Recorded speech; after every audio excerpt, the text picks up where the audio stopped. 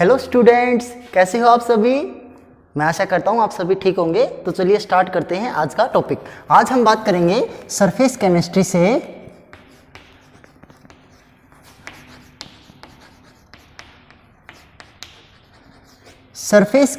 से adsorption theory of heterogeneous catalysis. ठीक है, फर्स्ट है आपका एड्जॉर्प्शन थ्योरी ऑफ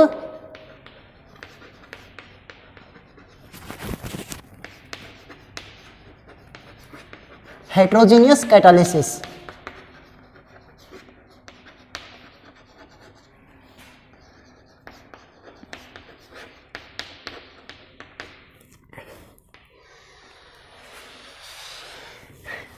देखिए students, adsorption theory of heterogeneous catalysis, इसके अंदर क्या है? एड्जॉर्प्शन। फर्स्ट है आपका एड्जॉर्प्शन। एड्जॉर्प्शन सभी को पता है कि आपका एक एड्जॉर्बेंट होगा। एड्जॉर्बेंट पे आपके जो पार्टिकल्स होंगे, एड्जॉर्बेंट पार्टिकल्स, ये आपके डिपॉजिट होंगे on the surface of adsorbent. और जब सरफेस पे डिपॉजिट होते हैं तो इस फिनोमेना को क्या बोलते हैं? Adsorption process. सेकंड है थ्योरी। थ्योरी हम पढ़ेंगे, ठीक है। आपकी दो टाइप की थ्योरी आएंगी ऑफ हेटेरोजेनियस कैटालिसिस। हेटेरोजेनियस क्या होता है? हेटेरोजेनियस मींस डिफरेंट फेज और किसका? जो कैटालिस्ट है आपका, कैटालिस्ट की जो पूरी फिनोमिना है आपका रेट ऑफ रिएक्शन का, जिस तरह से आपके एड्जॉर्प्शन प्रोसेस ओकर होती है, इसमें जो एड्जॉर्बेट पार्टिकल्स और जो एड्जॉर्बेंट है, एड्जॉर्बेट पार्टिकल्स क्या होंगे? मान लीजिए आपके ये गैसियस हैं, ठीक है, या तो गैसेज हैं या फिर आपके लिक्विड फॉर्म में है। और जो एड्जॉर्बेंट है, एड्जॉर्बेंट आपका क्या होगा? कैटालिस्ट, ठीक है। और ये किस फॉर्म में होगा? आपका सॉलिड फॉर्म में। तो डिफरेंट फेज हो जाएंगे, डिफरेंट फेज है तो हेटेरोजेनियस कैटालिसिस, ठीक है। तो यहाँ पे सबसे पहले आपको ये पता होना चाहिए कि जो आपके एड्जॉर्बेंट पार्टिकल्स हैं वे आपके आइदर गैसेज होंगे या लिक्विड होंगे, और जो एड्जॉर्बेंट है, एड्जॉर्बेंट आपका क्या होगा? कैटालिस्ट, ठीक है। कैटालिस्ट आपका एक्ट एज एड्जॉर्बेंट का काम करेगा, जिसके सरफेस पे रिएक्शन होगी। तो चलिए अब बात करते हैं आपके यहाँ पे adsorption theory of heterogeneous catalysis में आपकी टू टाइप ऑफ थ्योरी है, ठीक है। फर्स्ट थ्योरी है आपकी ओल्ड एड्जॉर्प्शन थ्योरी और सेकंड थ्योरी है आपकी मॉडर्न एड्जॉर्प्शन थ्योरी, ठीक है। तो चलिए स्टार्ट करते हैं। The first is old adsorption theory.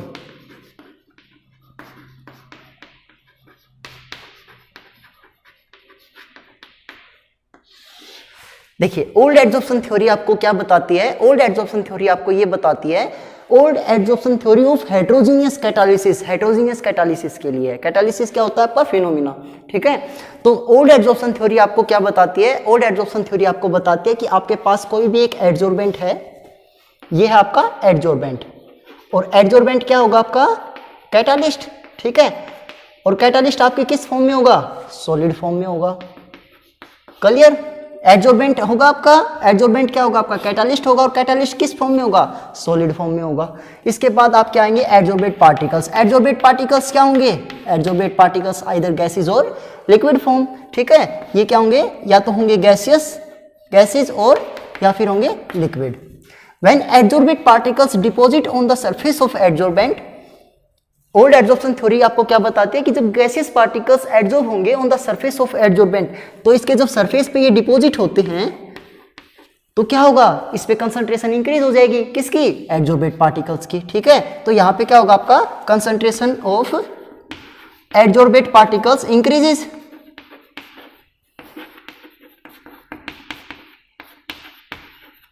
ठीक है। कंसंट्रेशन ऑफ एड्जॉर्बेंट पार्टिकल्स, जितनी ज्यादा कंसंट्रेशन होगी उतना ही ज्यादा आपका रेट ऑफ रिएक्शन होगी। तो इसका मतलब क्या है? As the increase of concentration of adsorbent particles on the surface of catalyst and hence rate of reaction increases, ठीक है। ओल्ड एड्जॉर्प्शन थ्योरी आपको फर्स्ट यही बताती है कि जो आपके एड्जॉर्बेंट पार्टिकल्स हैं, या इधर वे आपकी गैसेस फॉर्म में होंगी या आपकी लिक्विड फॉर्म में होंगे, और आपका जो एड्जॉर्बेंट है, कैटालिस्ट है, वो आपका सॉलिड फॉर्म में होगा, और गैसियस पार्टिकल आपके डिपॉजिट होंगे किस पे? एड्जॉर्बेंट सरफेस पे। एड्जॉर्बेंट सरफेस पे जब ये डिपॉजिट होते हैं तो यहाँ पे एक एड्जॉर्प्शन प्रोसेस होगी। एड्जॉर्प्शन प्रोसेस क्या है? सरफेस फिनोमिना है। तो सरफेस फिनोमिना पे इस पे जब ये पार्टिकल्स डिपॉजिट होंगे तो रिएक्शन करेंगे तो रेट ऑफ रिएक्शन आपकी इंक्रीज हो जाएगी। जितने ज्यादा पार्टिकल्स आएंगे उतनी ज्यादा रेट ऑफ रिएक्शन होगी। द सेकंड मेन पॉइंट क्या है कि जो आपका एड्जॉर्बेंट है, इसमें जो सेकंड पॉइंट है, ओल्ड एड्जॉर्प्शन थ्योरी आपको और क्या बताती है कि जो सरफेस फिनोमिना होता है, जो एड्जॉर्प्शन प्रोसेस होती है, वो आपकी क्या होती है, adsorption process is always an exothermic process. ठीक है, तो यहां पे क्या होगा, the adsorption process is always an, adsorption process is always an exothermic process, exothermic process. That is जब आपके एड्जॉर्बेंट पार्टिकल्स डिपॉजिट होते हैं on the surface of adsorbent, that is a catalyst, तो आपके क्या होंगे, वो एड्जॉर्प्शन प्रोसेस जब शो करेंगे तो वहां पे आपकी एनर्जी रिलीज होती है। इसका मतलब क्या है कि adsorption process is always an exothermic process, और ये मैं आपको पहले भी डिफाइन करा चुका हूं। ठीक है, आप अगर आपको नहीं पता है तो आप मेरी पिछली वीडियो में जाके वो चीज देख सकते हो कि why adsorption process is always an exothermic process. तो बस आपको जो ओल्ड एड्जॉर्प्शन थ्योरी है वो आपको यही बताती है। और ओल्ड एड्जॉर्प्शन थ्योरी से जो क्वेश्चन आता है, अगर आपको क्वेश्चन आता है write down the theory of heterogeneous catalysis, write down the adsorption theory of heterogeneous catalysis, तो आप क्या बताओगे, आपको ये एक्सप्लेन नहीं करना है कि ओल्ड एड्जॉर्प्शन थ्योरी, आपको एक्सप्लेन करनी है मॉडर्न एड्जॉर्प्शन थ्योरी। ठीक है, मॉडर्न एड्जॉर्प्शन थ्योरी, यहां से आपका क्वेश्चन क्या बनता है, यहां से आपका क्वेश्चन बनता है कि जो ओल्ड एड्जॉर्प्शन थ्योरी है उसने ये बताया कि why adsorption process is always an exothermic process. और ये आपको पता है कि आपको क्या जो एड्जॉर्प्शन थ्योरी होती है, एड्जॉर्प्शन प्रोसेस होती है, वो आपकी एक्सोथर्मिक प्रोसेस क्यों होती है। ठीक है, ये मैं आपको पहले ही वीडियो के अंदर करा चुका हूं। चलिए बेटा अब देखते हैं मॉडर्न एड्जॉर्प्शन थ्योरी। ठीक है, modern adsorption theory of heterogeneous catalysis. The second is modern adsorption theory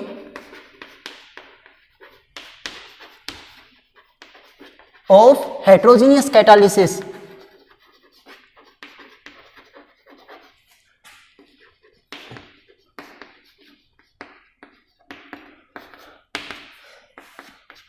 बेटा जो modern adsorption theory of heterogeneous catalysis है, ये आपका कॉम्बिनेशन है old adsorption theory and intermediate compound formation theory. ठीक है, ये कॉम्बिनेशन है ओल्ड एड्जॉर्प्शन थ्योरी और इंटरमीडिएट कंपाउंड फॉर्मेशन थ्योरी। ठीक है, it is an combination of, it is an combination of old adsorption theory and intermediate compound formation theory, and intermediate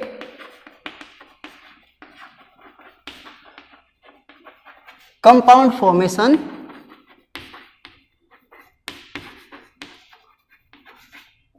theory। देखिए बेटा, old adsorption theory, जो modern adsorption theory है, वो आपका दो का कॉम्बिनेशन है, old adsorption theory and intermediate compound formation theory. यहाँ पे ओल्ड एड्जॉर्प्शन थ्योरी आप पहले पढ़ चुके हो। ओल्ड एड्जॉर्प्शन थ्योरी में क्या है कि सरफेस पे पार्टिकल्स आएंगे, डिपॉजिट होंगे कैटालिस्ट के सरफेस पे, और जितनी ज्यादा डिपॉजिट होंगे उतनी कंसंट्रेशन उनकी हाई हो जाएगी सरफेस पे, और जितनी ज्यादा कंसंट्रेशन होगी उतनी रेट ऑफ रिएक्शन हाई हो जाएगी।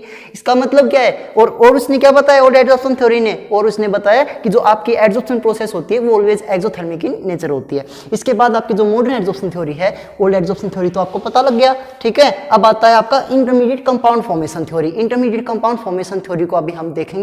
यहाँ पे आपकी क्या होंगे कि कोई भी रिएक्शन होती है, जो ओल्ड एड्जॉर्प्शन थ्योरी है वो आपको ये नहीं बताती है कि जो आपका कैटालिस्ट है, कैटालिस्ट किस तरह से वर्क करता है, कैटालिस्ट किस तरह से रेट ऑफ रिएक्शन को इंक्रीज करता है। यहाँ पे हम वो स्टेप देखेंगे, वो मैकेनिज्म देखेंगे कि किस तरह से कैटालिस्ट रिएक्शन के अंदर खुद इन्वॉल्व ना होकर रेट ऑफ रिएक्शन को किस तरह से इंक्रीज करता है। ओके, समझ आया आपको कि मैं आपको समझाना चाह रहा हूं कि कैटालिस्ट जो ओल्ड एड्जॉर्प्शन थ्योरी है वो आपको ये नहीं बताती है, वो सिर्फ ये बताती है कि जो पार्टिकल्स आते हैं डिपॉजिट होते हैं और ये आपके जो फिनोमिना होता है वो एक्सोथर्मिक इन नेचर होता है। लेकिन ओल्ड एड्जॉर्प्शन थ्योरी आपको ये नहीं बताएगी कि इसने काम कैसे किया, वर्क कैसे किया, आपका कौन सा मैकेनिज्म फॉलो होता है, किस तरह से कैटालिस्ट काम करता है। लेकिन जो आपका मॉडर्न एड्जॉर्प्शन थ्योरी है ये आपको बताती है कि कैटालिस्ट किस तरह से वर्क करता है। ठीक है, तो यहाँ पे क्या होगा, ये कॉम्बिनेशन है old adsorption theory, that is why adsorption process is always exothermic nature, ये भी आपको यहाँ पे पता लग जाएगा। और इसके बाद क्या है, and the intermediate compound formation theory. और इंटरमीडिएट कंपाउंड फॉर्मेशन थ्योरी आप ही अब देखें, क्योंकि इसके अंदर आपका एक इंटरमीडिएट बनता है। मॉडर्न एड्जॉर्प्शन थ्योरी को कंप्लीट आपके मैकेनिज्म को पढ़ने से पहले आपको 5 स्टेप याद रखनी है। आपके मैकेनिज्म के अंदर 5 स्टेप हैं, ये मैकेनिज्म के स्टेप आपको याद रखनी है, ठीक है। पांचों स्टेप अगर आपको पता होगा तो ही आप इसको अच्छे से कर सकते हो। आपको ये पांचों के पांचों स्टेप याद रखनी है। फर्स्ट स्टेप क्या है आपका, ठीक है, the mechanism involve 5 step. The mechanism involves 5 steps. देखो बेटा, पहला क्या है आपका, डिफ्यूजन, ठीक है, first diffusion, second adsorption, third intermediate formation,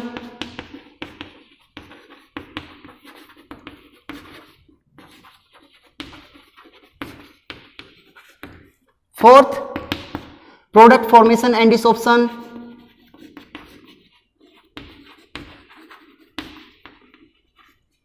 and desorption, and the fifth is diffusion, ठीक है।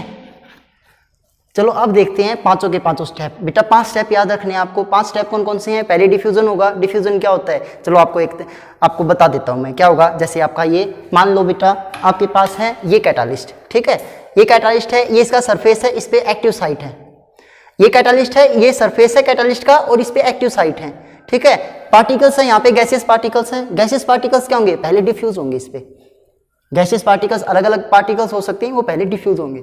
डिफ्यूज होंगे तो इसके सरफेस पे बेटा वो डिफ्यूज होते हैं, फैल जाते हैं, ठीक है। सरफेस पे पहले फैल जाएंगे तो फिर बाद में क्या होगा भाई, पहले क्या हो गया, डिफ्यूज हो गया। डिफ्यूज कौन से हुए, reactant particles. Reactant particles diffuse on the surface of catalyst. The second point is, second है आपका एडजॉर्प्शन। एडजॉर्प्शन क्या होता है भाई, पार्टिकल्स जब डिफ्यूज हुए हैं तो ये क्या करेंगे, ये बॉन्ड बनाना स्टार्ट कर देंगे, किससे, कैटालिस्ट से। तो ये क्या करेंगे, कैटालिस्ट और आपके जो रिएक्टेंट पार्टिकल्स हैं पे बॉन्ड बनाना स्टार्ट करते हैं। That is the adsorption process. भाई बॉन्ड बनाएंगे इसका मतलब एडजॉर्ब हो रहे हैं, इसके सरफेस पे एडजॉर्ब हो रहे हैं। सेकंड पॉइंट हो गया, पहले डिफ्यूज हुए फिर एडजॉर्ब हुए। इसके बाद क्या है, इंटरमीडिएट फॉर्मेशन। अब क्या करेंगे, पार्टिकल्स अलग अलग पार्टिकल्स हैं बेटा आपके, ठीक है, अलग अलग पार्टिकल्स है, एक पार्टिकल यहाँ एक पार्टिकल यहाँ। तो अलग अलग पार्टिकल क्या करेंगे, पहले तो अलग अलग डिफ्यूज हुए ना, अलग अलग एडजॉर्ब हुए, अब क्या करेंगे, खुद बॉन्ड फॉर्मेशन स्टार्ट कर देंगे। तो इसका मतलब क्या है, अगर खुद बॉन्ड फॉर्मेशन स्टार्ट करेंगे तो नीचे के वाला क्या होगा, बॉन्ड टूटने स्टार्ट हो जाएगा। ऊपर वाला बॉन्ड अगर बनना स्टार्ट होगा तो नीचे वाला टूटना स्टार्ट हो जाएगा, ठीक है। मतलब एक इंटरमीडिएट स्टेज बनेगी, ठीक है, इंटरमीडिएट स्टेज बनेगी, ठीक है। इसके बाद क्या है आपका, प्रोडक्ट फॉर्मेशन एंड डिसऑप्शन। भाई जब ये प्रोडक्ट बना लेते हैं इसका मतलब एडजॉर्प्शन जो होगा वो तो टूट जाएगा। भाई जब एडजॉर्प्शन टूटेगा तभी तो प्रोडक्ट की फॉर्मेशन होगी, तो एडजॉर्प्शन टूट जाएगा। इसके बाद क्या है, डिफ्यूजन। डिफ्यूजन क्या, अब जो प्रोडक्ट की फॉर्मेशन वो डिफ्यूज हो जाएंगे, जो प्रोडक्ट बना है वो इसके सरफेस पे होंगे, ठीक है। तो ये 5 स्टेप है। हाँ, इसको अभी प्रॉपर तरीके से देखते हैं, ठीक है। ये आपको 5 स्टेप याद रखने हैं, diffusion, adsorption, intermediate formation, product formation and diffusion. चलो अब स्टार्ट करते हैं।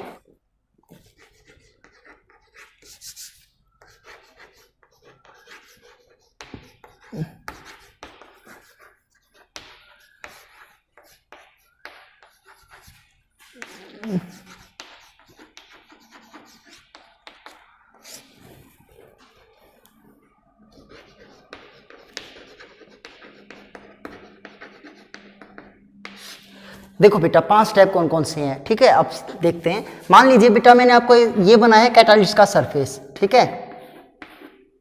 मैंने आपको बताया मैकेनिज्म इन्वॉल्व 5 स्टेप। ये बेटा आपका कैटालिस्ट है ये, ठीक है। इसको मैं लिख देता हूं कैटालिस्ट।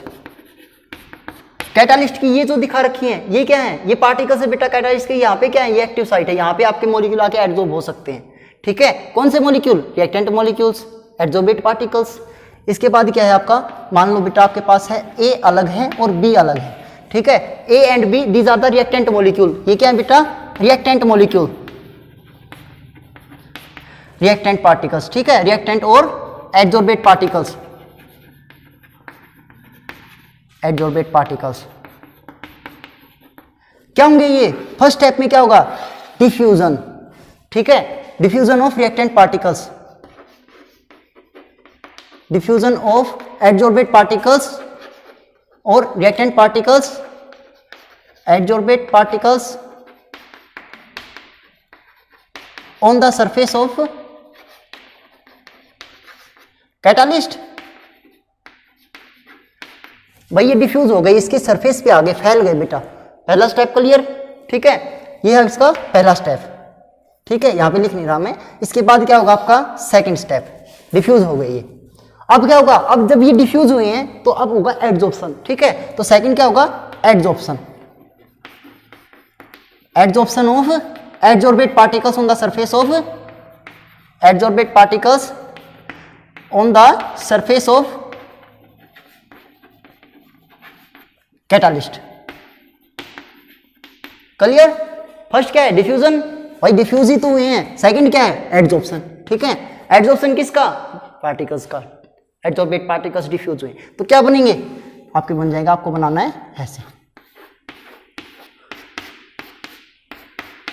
ये बना है। इसके पास ये क्या है, एक्टिव साइट है, हर एक मॉलिक्यूल के पास ये क्या है, एक्टिव साइट है। तो क्या हुआ है, इसके सरफेस पे एड्सॉर्प्शन हुई है, ए और बी ने क्या किया बेटा, एड्सॉर्ब हुए हैं, ए और बी क्या हुए हैं यहाँ पे, एड्सॉर्ब। ठीक है, ए और बी यहाँ पे क्या हुए हैं, एड्सॉर्ब। इसके बाद थर्ड पॉइंट में क्या बताया मैंने आपको कि आपका इंटरमीडिएट की फॉर्मेशन होगी। इंटरमीडिएट की फॉर्मेशन क्या है, फिर यहाँ पे लिखना है फॉर्मेशन ऑफ इंटरमीडिएट। ठीक है भाई, इंटरमीडिएट की फॉर्मेशन कैसे होती है बेटा, अगर ये वाली जो ए और बी हैं, अलग अलग पार्टिकल्स हैं जो डिफ्यूज हुए हैं, जो एड्सॉर्ब हुए हैं on the surface of catalyst, अब क्या होंगे, ये बॉन्ड बनाना स्टार्ट कर देंगे, मतलब प्रोडक्ट की फॉर्मेशन करना स्टार्ट कर देंगे। तब ये जब ये बॉन्ड बनाना स्टार्ट करते हैं तो स्लाइटली बॉन्ड फॉर्मेशन होगी और स्लाइटली बॉन्ड ब्रोकन होगा। बॉन्ड ब्रोकन कौन सा होगा, जब ये एड्सॉर्ब हुए हैं तो बॉन्ड बना इनके अंदर, केमिकल एड्सॉर्प्शन तो समझ सकते हो आप। तो यहाँ पे जब भी ये बॉन्ड फॉर्मेशन होगा तो आपका क्या होगा, बॉन्ड टूटने स्टार्ट हो जाएंगे। भाई एड्सॉर्प्शन जो आपका जो सरफेस है वहां से तो बॉन्ड टूटने स्टार्ट होंगे और ये वाले बॉन्ड फॉर्मेशन स्टार्ट हो जाएगा। तो नेक्स्ट पॉइंट में आप कैसे ड्रॉ करोगे,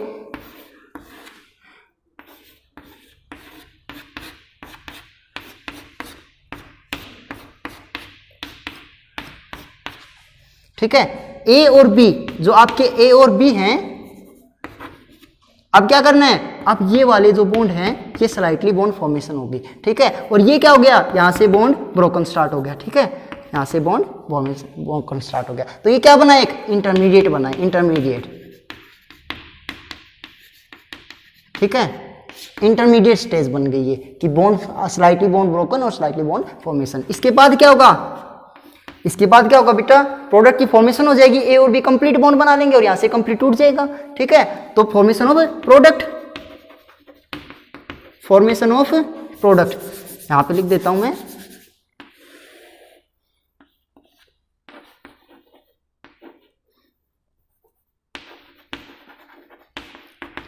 formation of product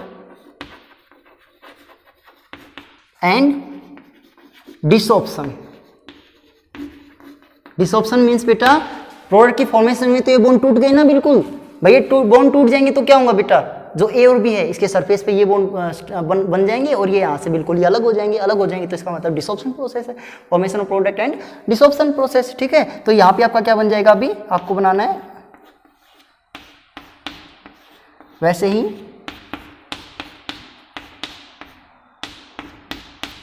clear.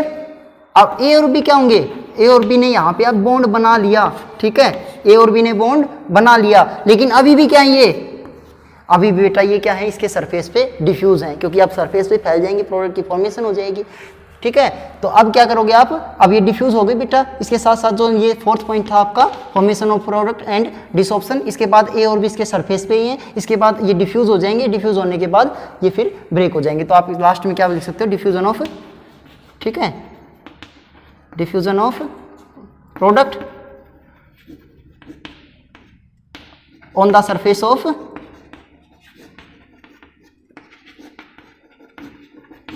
Catalyst. इसके बाद आपका क्या आता है बेटा, आपने बस अभी ये कैटालिस्ट को अलग करना है। ठीक है, ये आपकी एक्टिव साइट है, कैटालिस्ट है, ये क्या हो गया, कैटालिस्ट अलग हो गया और बेटा प्लस करके यहाँ पे प्लस, ठीक है, प्लस ए और बी, ए और बी पहले जो अलग अलग थे, अब ये क्या बन गया आपका प्रोडक्ट। आपको क्लियर है ये बात। तो 5 स्टेप याद रखने बेटा आपको। ठीक है, 5 स्टेप कौन कौन से हैं, डिफ्यूजन है, diffusion of adsorbate particle on the surface of catalyst, पहले डिफ्यूज होंगे, इसके सरफेस पे आएंगे, फिर एडजॉर्प्शन प्रोसेस शो करेंगे, इसके सरफेस पे एडजॉर्ब हो जाएंगे, इसके बाद फॉर्मेशन ऑफ इंटरमीडिएट है, ए और बी बॉन्ड बनाना स्टार्ट कर देंगे, इसके बाद क्या है फॉर्मेशन ऑफ प्रोडक्ट है, फॉर्मेशन ऑफ प्रोडक्ट ए और बी जब कंप्लीट बॉन्ड बना लेंगे तो यहाँ से डिसऑप्शन प्रोसेस को शो करेंगे, इसके बाद क्या है जब डिसऑप्शन प्रोसेस को शो करेंगे तो ये पार्टिकल्स इसके सरफेस पे डिफ्यूज रहेंगे, इसके बाद ये अलग हो सकते हैं। तो आपका कैटालिस्ट क्या है, कैटालिस्ट जिस स्टेट में आपका था उसी स्टेट में वापस आ गया, इसमें कैटालिस्ट इन्वॉल्व नहीं हुआ किसी भी केमिकल रिएक्शन के अंदर, बस आपकी रेट ऑफ रिएक्शन को फास्ट किया है। जो सरफेस पे रिएक्शन होती है ये आपको शो करता है कि किस तरह से सरफेस पे रिएक्शन होती है और इंटरमीडिएट फॉर्मेशन कैसे होता है। तो ये जो मॉडर्न एडजॉर्प्शन थ्योरी है ये आपका कॉम्बिनेशन है बेटा old adsorption theory and intermediate compound formation theory. Clear है?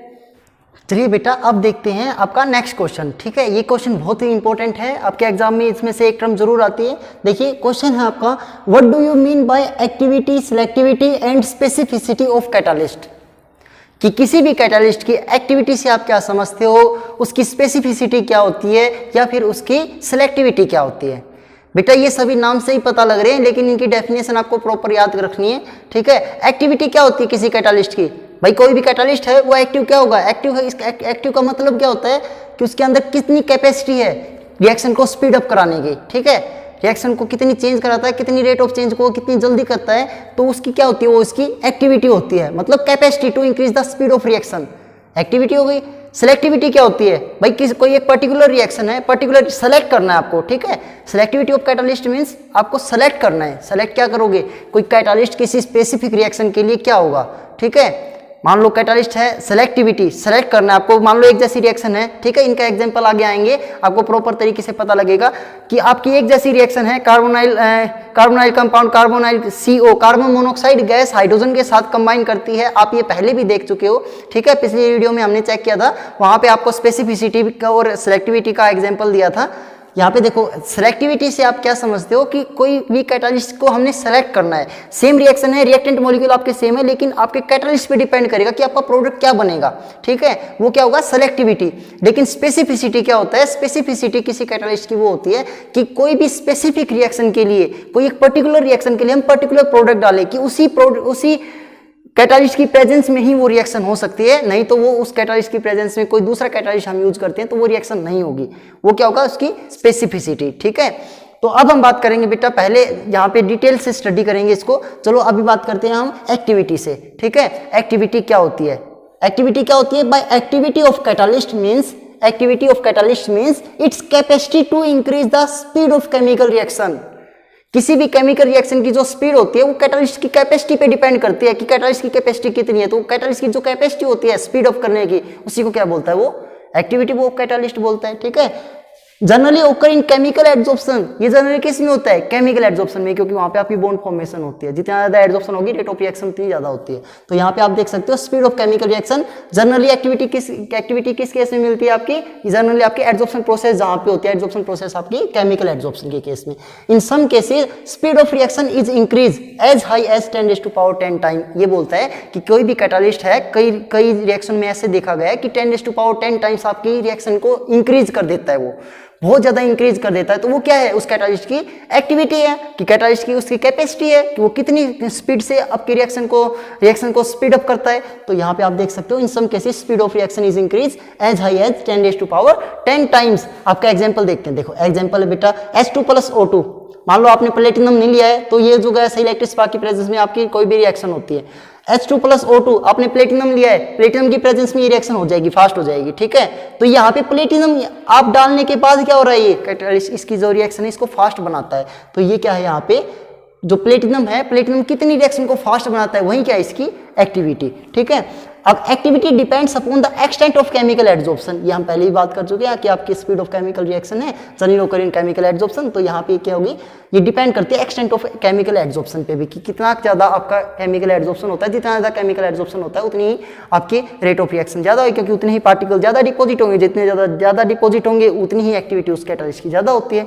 ठीक है, इसके बाद नोट आपको ये ध्यान रखना है, जैसे ये हाइड्रोजनेशन रिएक्शन है, हाइड्रोजनेशन रिएक्शन मतलब हाइड्रोजन का एडिशन। ठीक है, for hydrogenation reaction the activity of increase from group 5 to group 11 metal. इसमें जो आपकी यूज होती है मेटल यूज होंगी वे आपकी ग्रुप 5 से लेके ग्रुप 11 तक मेटल आपकी यूज होती हैं, with maximum activity shown by group 7 to 9 element. और ग्रुप नंबर 7 to 9 एलिमेंट आपके जो पीरियोडिक टेबल के हैं वो सबसे ज़्यादा एक्टिविटी शो करते हैं आपके हाइड्रोजनेशन रिएक्शन के लिए। ठीक है, ये आप यहाँ से देख सकते हो। तो आपका एक्टिविटी कंप्लीट। आई होप आपको ये समझ आया।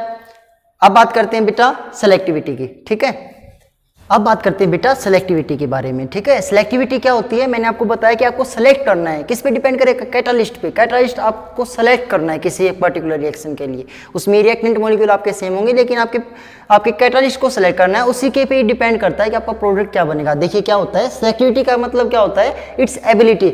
Bye selectivity of catalyst means its ability to direct a reaction to form a particular product. कि इसकी एबिलिटी होती है कि डायरेक्ट कोई भी प्रोडक्ट क्या देगा, ये डिपेंड करता है इसकी एबिलिटी पे, किसी कैटालिस्ट की एबिलिटी क्या है कि वो एक पर्टिकुलर क्या प्रोडक्ट दे। ठीक है, by selectivity of catalyst means its ability to direct reaction to form a particular product. किसी एक डायरेक्ट रिएक्शन के लिए एक पर्टिकुलर प्रोडक्ट क्या डिपेंड करता है, ये आपका डिपेंड करता है सेलेक्टिविटी पे। ठीक है, चलिए एग्जाम्पल देखते हैं बेटा, एग्जाम्पल से समझ आएगा। आपके पास कार्बोनाइल गैस है, यहाँ पे भी कार्बोनाइल है, यहाँ पे भी कार्बोनाइल है, क्लियर है, तीनों में कार्बोनाइल है। ठीक है, that is the first, second and third. Carbonyl gas react with hydrogen gas, carbonyl gas react with hydrogen gas, 3 mole of hydrogen gas. ठीक है, carbonyl gas react with 2 mole of hydrogen gas. अब ये depend करता है copper पे। अगर आप copper का यूज करते हो तो आपका फॉर्मेशन क्या होता है, फॉर्मल्डिहाइड की फॉर्मेशन होती है। That means ability to direct reaction to form a particular product. आपके पर्टिकुलर प्रोडक्ट क्या दिया इसने, फॉर्मल्डिहाइड दिया, किसकी प्रेजेंस में, कॉपर की प्रेजेंस में। Carbonyl react with hydrogen, 3 mole of hydrogen in the presence of निकल, क्या फॉर्म करता है, methane gas, methane and water. ठीक है, तो ये किस पे डिपेंड किया, निकल पे डिपेंड करता है। तो आपने सेलेक्ट किया बेटा इस रिएक्शन के अंदर और इस रिएक्शन के अंदर, अगर आप इसी रिएक्शन में कॉपर का यूज करते हो तो क्या बनेगा, फॉर्मल्डिहाइड बनेगा। ठीक है, तो आपको 1 मोल ऑफ हाइड्रोजन की रिक्वायरमेंट रखता है। अगर आप इस वाली रिएक्शन में निकल का यूज करते हो तो क्या करेगा, 2 मोल ऑफ हाइड्रोजन की रिक्वायरमेंट रखता है और आपका क्या बनेगा, CH4 बनेगा। तो ये डिपेंड करता है कैटालिस्ट को की सेलेक्टिविटी पे कि आपने कौन सा कैटालिस्ट सेलेक्ट किया है। ठीक है, अब यहाँ पे थर्ड है carbonyl, carbonyl is a gas. ठीक है, गैस हाइड्रोजन गैस है बेटा, 2 मोल of hydrogen gas react in presence of copper. अगर कॉपर के साथ आप बेटा जिंक ऑक्साइड या क्रोमियम ट्राइऑक्साइड ये ले लेते हो तो इससे और क्या फॉर्मेशन होती है, मिथेनॉल। ठीक है, अल्कोहल ग्रुप यहाँ पे। तो ये इसका मतलब क्या है कि कैटालिस्ट क्या होती है, इसकी किसी भी कैटालिस्ट की एबिलिटी होती है to form a direct reaction से आपकी एक प्रोडक्ट की फॉर्मेशन करना। चलिए बेटा अब बात करते हैं आपके लास्ट पॉइंट, लास्ट है आपका स्पेसिफिसिटी। मैंने आपको क्या बताया कि स्पेसिफिक रिएक्शन के लिए आपका एक कैटालिस्ट यूज होता है। ठीक है, आप कैटालिस्ट का यूज करते हो, देखो एग्जांपल से पता लगेगा, बाद में डिस्कस करेंगे। एग्जांपल क्या है आपका, नाइट्रोजन प्लस हाइड्रोजन। आपको ये रिएक्शन बहुत बार कर चुके हो, हबर प्रोसेस वेरी इंपॉर्टेंट रिएक्शन है। ठीक है, ये सभी रिएक्शन आपकी आएंगे बेटा ग्रुप नंबर 15 में। ठीक है, 7th चैप्टर है आपका, वहाँ पे डिटेल में स्टडी करेंगे। यहाँ पे आपके कैटालिस्ट का यूज हुआ है तो आपको सिंपल वही रिएक्शन याद रखनी है। ठीक है, यहाँ पे क्या है, nitrogen plus hydrogen, nitrogen react with 3 mole of hydrogen in the presence of iron to form ammonia. यहाँ पे iron act as a catalyst. ठीक है भाई, पहले ही रिएक्शन के लिए आयरन कैटालिस्ट का काम कर रहा है। इसके बाद क्या है, अमोनिया आपके हबर प्रोसेस से मिलकर बन गया। ठीक है, ये यहाँ पे आप सिंपल याद रखना है आपको, ammonia react with oxygen, 5 mole of oxygen in the presence of platinum. यहाँ पे platinum act as a catalyst, platinum to form nitrogen monoxide and 6 mole of water. ये क्या है आपकी ओसवाल्ड प्रोसेस। ठीक है, clear, Ostwald process. And third is the sulphur dioxide react with oxygen in the presence of vanadium pentoxide और platinum, they will act as and produce sulphur trioxide gas. तो ये आपकी कॉन्टैक्ट प्रोसेस। ठीक है, तो इसके अंदर क्या है बेटा, इस रिएक्शन के लिए ये वाला जो कैटालिस्ट आयरन जो कैटालिस्ट है और इसमें ये प्लेटिनम कैटालिस्ट है, ये आयरन कैटालिस्ट इसके लिए यूज नहीं हो सकता और ये प्लेटिनम बेटा इसके लिए यूज नहीं हो सकता। इस रिएक्शन के लिए आपका जो आयरन है वही यूज होगा और इसी रिएक्शन के लिए प्लेटिनम है यही यूज होगा। तो कैटालिस्ट जो है वे आपस में किसी एक पर्टिकुलर रिएक्शन का जो कैटालिस्ट होता है वो उस पर्टिकुलर रिएक्शन के लिए ही अप्लाई होता है, that is specific in nature. ठीक है, वो स्पेसिफिक होता है, यूनिक होता है बेटा, कि आप इसके लिए जो कैटालिस्ट का यूज करते हो वही कैटालिस्ट इसके लिए यूज हो सकता है। कोई दूसरा, अगर मान लो बेटा आपका ये वाली रिएक्शन है, इस रिएक्शन के लिए प्लेटिनम एक्ट एज कैटालिस्ट है, कैटालिस्ट तो ये भी है, कैटालिस्ट ये भी है, लेकिन इसके लिए क्या हो रहा है, इसके लिए iron act as a catalyst है और इसके लिए आपका क्या है, platinum act as a catalyst है। ठीक है, तो ये क्या है इसकी स्पेसिफिसिटी, जो कैटालिस्ट होते हैं वे स्पेसिफिक होते हैं बेटा। स्पेसिफिक इन नेचर, मतलब कोई एक पर्टिकुलर कैटालिस्ट एक पर्टिकुलर रिएक्शन के लिए ही अप्लाई होता है। अब यहाँ पे देखते हैं specificity. Action of catalyst is highly specific in nature, action of catalyst highly specific in nature, ठीक है। It means a substance which act as a catalyst in one reaction may fail to catalysis of other reaction. अभी बताया बेटा, किसी एक particular reaction के अंदर जो कैटालिस्ट होता है वो आपका स्पेसिफिक होता है, वो किसी पर्टिकुलर रिएक्शन के लिए ही होता है, वो दूसरे के लिए फेल हो जाता है, ठीक है। A given substance can act as catalyst, given substance can act as catalyst only in a particular reaction and not for all the reaction. Clear है ये बात, ठीक है। आई होप आपको ये क्वेश्चन समझ आया। चलिए बेटा अब बात करते हैं एंजाइम की, ठीक है। एंजाइम क्या होते हैं? एंजाइम आपके क्या होते हैं? बायो कैटालिस्ट, ठीक है। पहले इनको पढ़ लेते हैं, फिर बाद में हम डिस्कस करेंगे। देखिए एंजाइम के बायो कैटालिस्ट क्या होते हैं? एंजाइम, इनका दूसरा नाम क्या है? एंजाइम, ठीक है। Enzyme are term as bio catalyst, जैसे नाम से पता है ना, बायो कैटालिस्ट क्या है? लिविंग थिंग्स के अंदर जो मिलते हैं, ठीक है, जिनसे आपकी जो प्रोसेस है वो फास्ट हो जाती है, रेट ऑफ रिएक्शन इंक्रीज हो जाती है। ऐसे कैटालिस्ट जिनकी वजह से रेट ऑफ रिएक्शन इंक्रीज हो जाए इन लिविंग थिंग्स, ठीक है, either found in plants, animals और ह्यूमन बींग्स, ठीक है। तो ये क्या होंगे आपके? एंजाइम्स, ठीक है। Enzymes are term as bio catalyst which increase speed of metabolic reaction, ठीक है, which increase the speed of metabolic reaction. Enzyme are complex nitrogenous organic compound. ये क्या होते हैं? Complex nitrogenous organic compound. They are made up of protein molecules. ठीक है, protein से मिलके बने होते हैं. Many protein molecules combines and form the enzyme molecule. ठीक है, they are actually protein molecule of high molecular mass. भाई प्रोटीन ही जो होते हैं बेटा वही हाई मोलिकुलर मास होते हैं, तो एंजाइम प्रोटीन से मिलके बने होते हैं, तो वो भी क्या होंगे? हाई मोलिकुलर मास होंगे, ठीक है। They are produced by animal and living plants, ठीक है। They form colloidal solution in water. Colloidal solution क्या होते हैं बेटा? जिस तरह से आपके आपका ट्रू सॉल्यूशन होते हैं जो कि आप अपनी आंखों से नहीं देख सकते, सॉल्यूट पार्टिकल्स को, उनमें क्या होता है कि आप अपनी आंखों से उन पार्टिकल्स को वैसे तो नहीं देख सकते, लेकिन जब उनके ऊपर लाइट पड़ती है, टिंडल इफेक्ट ये शो करते हैं बेटा।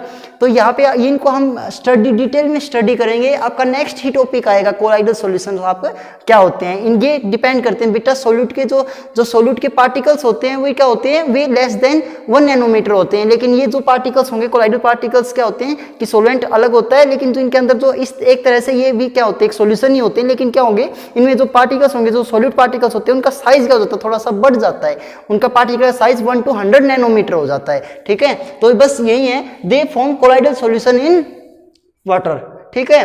They are about 3000 different kind of enzyme. हमारी ह्यूमन बॉडी में कितने मिलते हैं बेटा? 3000 different kind of enzymes in human body. They help in catalysis of biological reaction, ठीक है। कैटालिसिस क्या होगी? अब एंजाइम के केस में एंजाइम कैटालिसिस क्या होता है? फिनोमिना होगा बेटा रेट ऑफ रिएक्शन को इंक्रीज करने का। तो यहाँ पे आप देख सकते हो the phenomena of increase the rate of reaction by use of enzyme as catalyst is term as enzyme catalysis, ठीक है। चलिए हम एग्जांपल से देखते हैं। एग्जांपल है बेटा आपकी है सुक्रोज।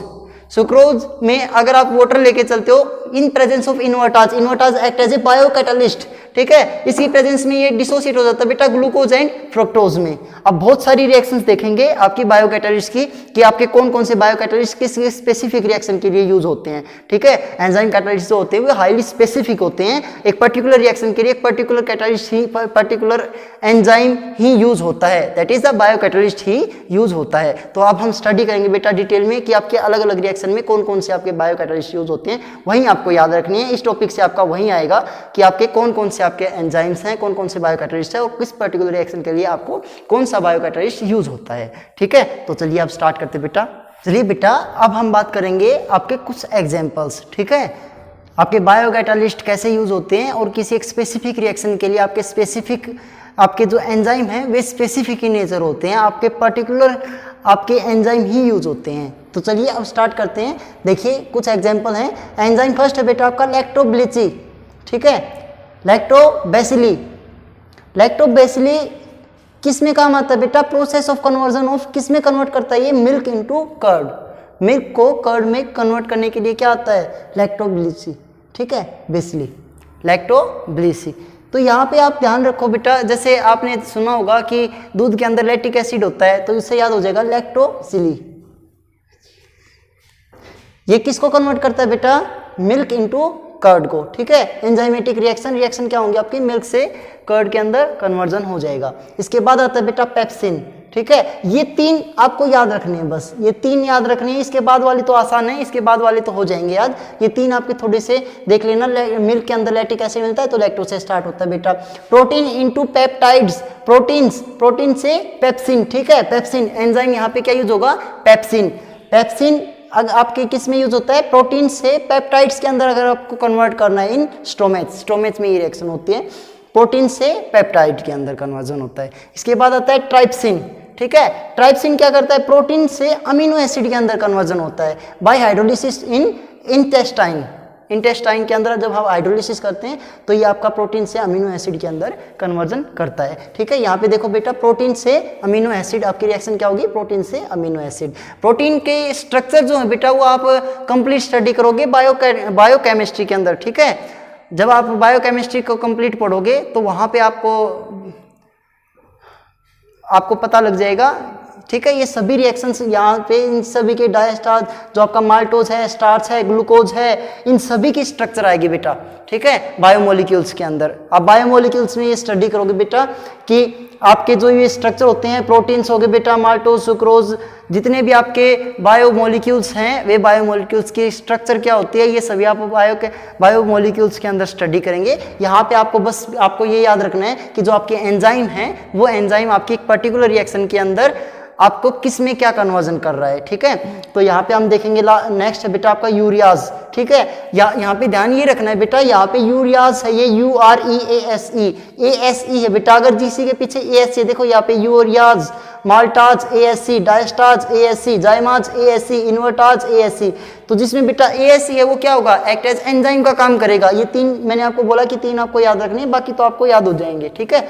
जो आपका यूरियाज है ये क्या करता है बेटा, यूरिया को कन्वर्ट करता है, urea into ammonia and carbon dioxide. अब देखो बेटा ये बिल्कुल आसान रिएक्शन है। यहाँ पे देखो यूरिया क्या होता है, NH2CO NH2, भाई यूरिया का फार्मूला तो यही होता है ना, NH2CO NH2 के अंदर अगर हम वाटर को ऐड करते हैं, हाइड्रोलिसिस करते हैं in presence of urease act as biocatalyst. Urease की प्रेजेंस में रिएक्शन क्या होगी बेटा, यहाँ से अमोनिया आपके कन्वर्ट हो जाएगा 2NH3, ठीक है। 2 N है बेटा और आपके हाइड्रोजन 6 हो गए, तो 2 और 2 4, ठीक है।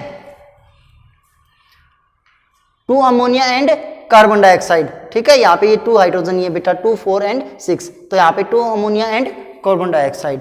इसके बाद क्या है बेटा, माल्टाज। यहाँ पे ये माल्टाज क्या करता है, माल्टोज को, यहाँ पे OSC MALTOSC, माल्टोज को कन्वर्ट करता है बेटा ग्लूकोज के अंदर, ठीक है।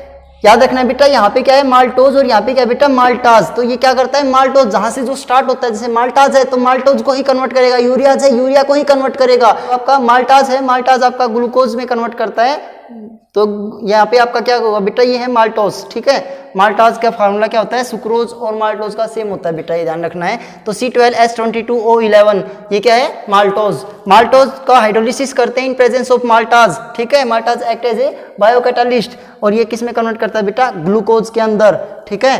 ग्लूकोज के अंदर क्या, ग्लूकोज का फार्मूला क्या होता है, ग्लूकोज का फार्मूला होता है C6H12O6, ठीक है। इसकी कंप्लीट स्ट्रक्चर पढ़ेंगे बेटा बायोमोलिक्यूल के अंदर। अभी आपको बस फार्मूले याद रखने और एंजाइमेटिक रिएक्शन जो आपकी हो रही हैं उनको स्टडी करना है। आपको पर्टिकुलर एंजाइम का नाम याद रखना है कि किसी एंजाइम के लिए, किसी रिएक्शन के लिए आपका कौन सा एंजाइम यूज हो रहा है। इसके बाद क्या है बेटा आपका डायस्टार्च के अंदर क्या है, स्टार्च इनटू माल्टोज। ये किसको कन्वर्ट करता है, स्टार्च को माल्टोज के अंदर कन्वर्ट करता है। स्टार्च का क्या फार्मूला होता है बेटा, स्टार्च का फार्मूला होता है C6H10O5, ठीक है। C6H10O5 यहाँ पे ट्वाइस लिया बेटा, ट्वाइस C6H10O5 और यहाँ पे ये है N एक्वस फॉर्म में plus N molecule of water in presence of diastase, ये कन्वर्ट करता है बेटा माल्टोज के अंदर। माल्टोज का फार्मूला भी हमने पढ़ा था C12H22O11, तो इस C12H22O11 N मोल ही बना देता है बेटा, ये आपके माल्टोज के अंदर कन्वर्ट करता है। इसके बाद आता है बेटा जाइमाज, ठीक है। जाइमाज क्या करेगा, ग्लूकोज से इथाइल अल्कोहल के अंदर कन्वर्ट करता है। वेरी इंपॉर्टेंट रिएक्शन है बेटा। जाइमाज किस में कन्वर्ट करता है, ग्लूकोज से इथाइल अल्कोहल के अंदर। तो यहाँ पे ग्लूकोज क्या है, ग्लूकोज का फार्मूला क्या होता है बेटा, C6H12O6।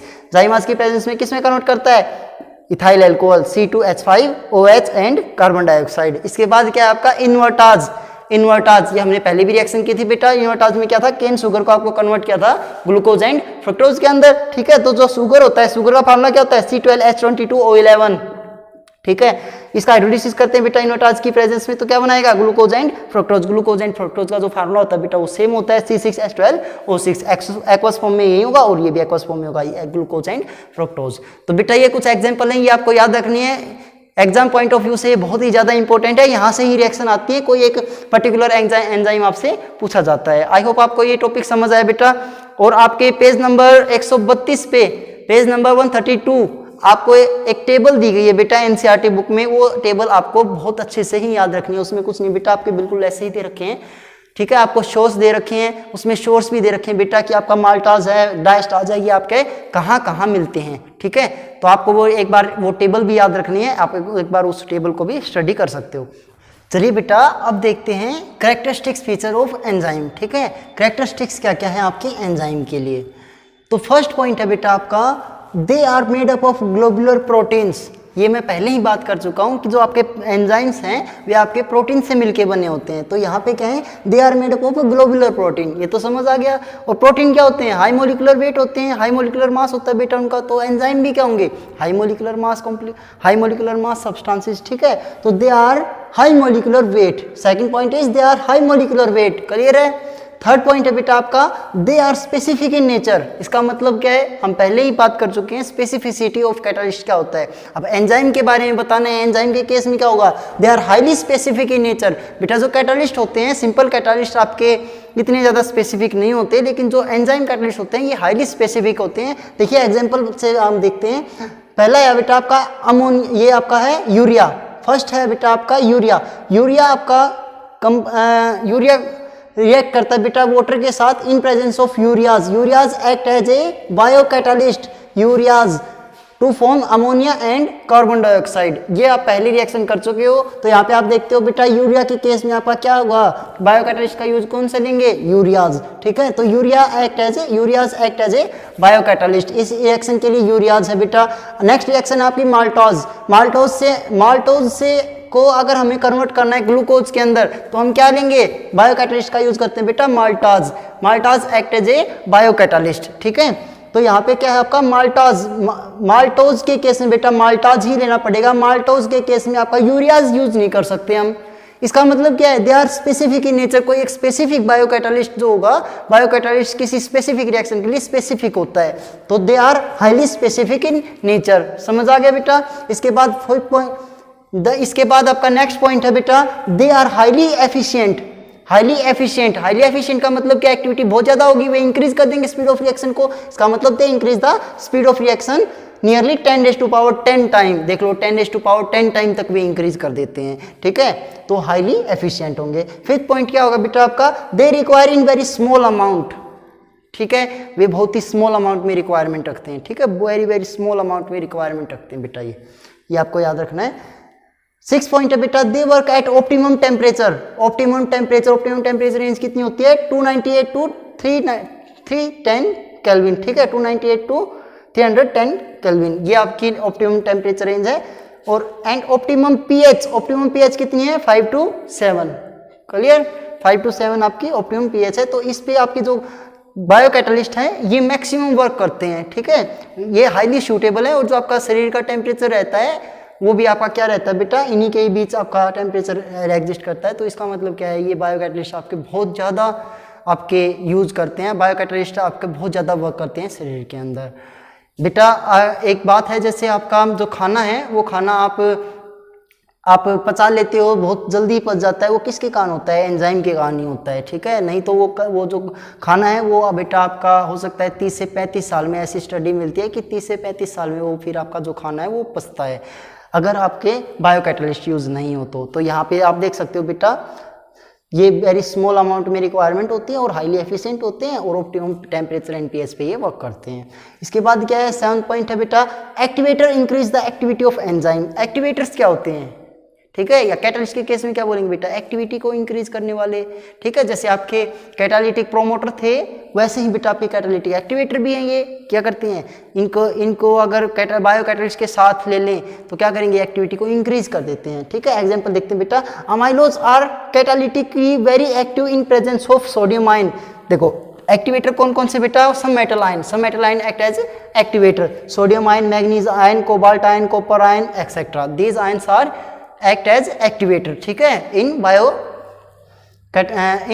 बायोकेमिकल रिएक्शंस, ठीक है। तो यहाँ पे हम देखते हैं जो एक्टिवेटर होते हैं बेटा वे क्या करेंगे, आपकी एक्टिविटी को, एंजाइम की एक्टिविटी को इंक्रीज कर देते हैं। इसके उल्टा होता है बेटा इनहिबिटर क्या करते हैं, इनहिबिटर कौन से होते हैं बेटा, रोकने वाले। तो inhibitor reduce the catalytic activity of enzyme, ये क्या करेंगे, ये रिड्यूस करेंगे क्या, कैटालिटिक की एक्टिविटी को।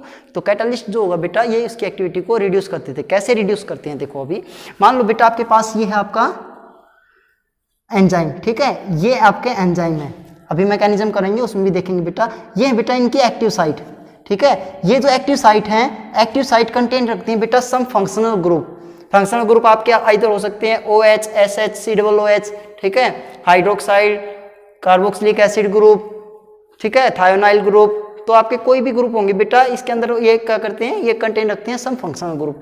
और फंक्शनल ग्रुप के थ्रू ही आपके जो मॉलिक्यूल्स आते हैं, जो सबस्ट्रेट या रिएक्टेंट होते हैं, उन्हीं के थ्रू ही आपकी बॉन्डिंग होती है। तो यहाँ पे आप देखते हो जो आपके इनहिबिटर होते हैं, इनहिबिटर क्या करते हैं कि इसके एक्टिव साइट को कंटेन करते हैं और एक्टिव साइट के साथ आपके अटैच हो जाते हैं। एक्टिव साइट के साथ अटैच होने के बाद बेटा एक्टिव साइट फ्री नहीं होती, तो ये क्या करेंगे, इनहिबिटर क्या करते हैं, फिर कैटालिस्ट की एक्टिविटी को रिड्यूस कर देते हैं, ठीक है। इसके बाद आता है बेटा लास्ट पॉइंट है आपका coenzyme increase the activity of enzyme. अब कोएंजाइम क्या होते हैं, कोएंजाइम, ठीक है, कोएंजाइम क्या होते हैं बेटा, देखो मैंने आपको बताया जो एंजाइम होते हैं वो होते हैं प्रोटीन पोर्शन, प्रोटीन से मिलकर बने होते हैं, ग्लोबुलर प्रोटीन से मिलकर बने होते हैं।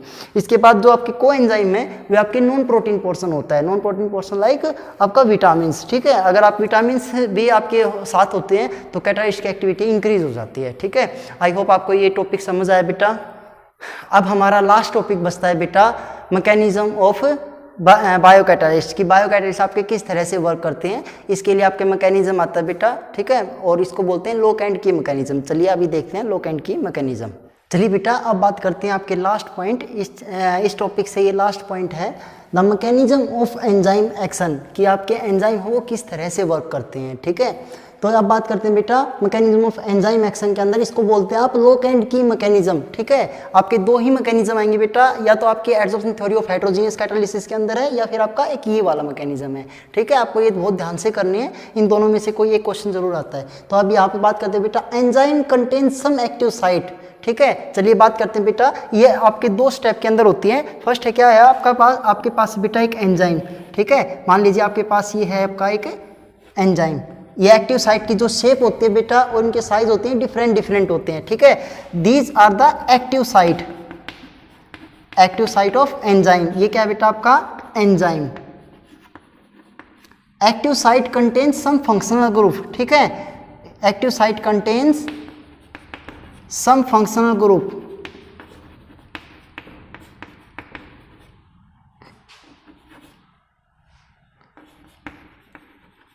फंक्शनल ग्रुप आपके क्या क्या हो सकते हैं बेटा, हाइड्रोक्सी ग्रुप, ठीक है,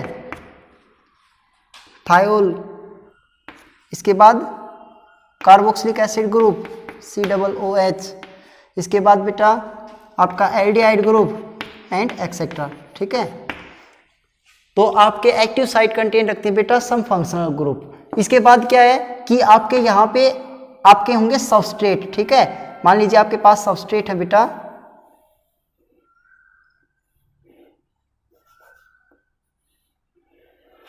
ये एक्ट करेगा, जो एंजाइम है वो एक्ट करता है बेटा, एक्ट एज ए लॉक, ठीक है। लॉक क्या है भाई, इसके अंदर होल है बेटा, तो लॉक के अंदर क्या होता है, होल होता है, उसके अंदर ही चाबी डालते हैं। तो ये क्या होंगे, ये क्या है बेटा, इनके पास भी एक्टिव साइट है।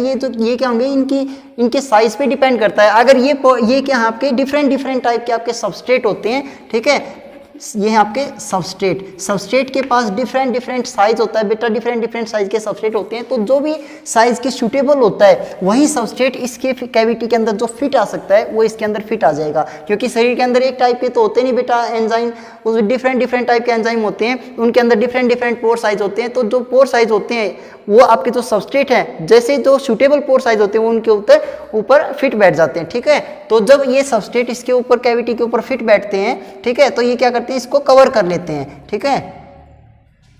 तो मान लीजिए बेटा इसने आपका बनाया और इसने आपका बनाया, ये यहां से ये कवर हो गया, ठीक है। तो इसने ये क्या किया, यहां से ये कवर हो चुका है, ठीक है। अब क्या होगा, अब ये डिसोसिएट होगा। इसने जो बनाया वो क्या बनाया, एंजाइम और ये सबस्ट्रेट, ये क्या बना बेटा, enzyme substrate, enzyme substrate complex, ठीक है। अब क्या होगा, अब यहाँ पे रिएक्शन स्टार्ट होगी, इसके सरफेस पे रिएक्शन स्टार्ट होगी। ये जो बॉन्ड बनाता है ये कौन सा बॉन्ड होगा, either it will be A one double force और हाइड्रोजन बॉन्ड, ठीक है, हाइड्रोजन बॉन्ड की फॉर्मेशन करता है। इसके बाद क्या होगा बेटा, आपका एंजाइम और प्रोडक्ट, यहाँ पे प्रोडक्ट की फॉर्मेशन हो जाएगी। एंजाइम सबस्ट्रेट से एंजाइम प्रोडक्ट बनेगा और एंजाइम प्रोडक्ट से फिर आपका क्या होगा, एंजाइम अलग हो जाएगा और प्रोडक्ट अलग हो जाएगा, ठीक है। तो लास्ट में आपका जो एंजाइम है वो वापस आ जाता है, एंजाइम, ठीक है। ये एंजाइम हो गया बेटा। और आपका जो प्रोडक्ट है, मान लो बेटा आपका ये प्रोडक्ट है, ये आपके प्रोडक्ट अलग अलग हो गए।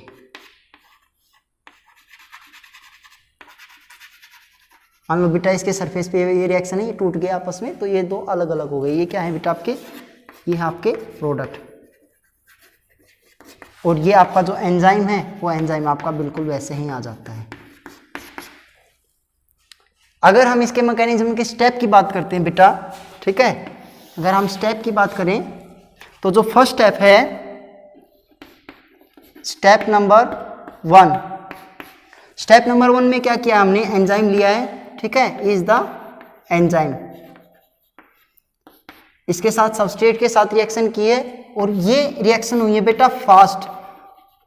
ये रिएक्शन कैसी है, फास्ट। और इसने बनाया है एंजाइम सबस्ट्रेट, ठीक है। ये क्या है, एंजाइम सबस्ट्रेट कॉम्प्लेक्स।